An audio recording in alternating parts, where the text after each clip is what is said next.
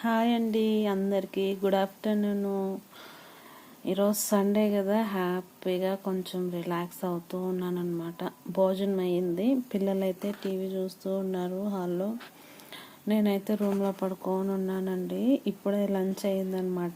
పప్పుచారు, వంకాయ ఫ్రై చేశాను, వైట్ రైస్ చేశాను అనమాట.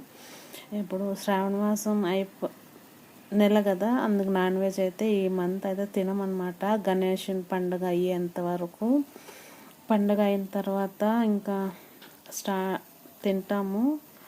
ఈ సంవత్సరమేనండి మొదలు పెట్టాను, ఎందుకో అనిపించింది అనమాట ఈ సంవత్సరం నుంచి నాన్ వెజ్ మానేద్దామని. ఏం చేస్తానమ్మా? టీవీ చూస్తాను. ఏం చెప్పినావు?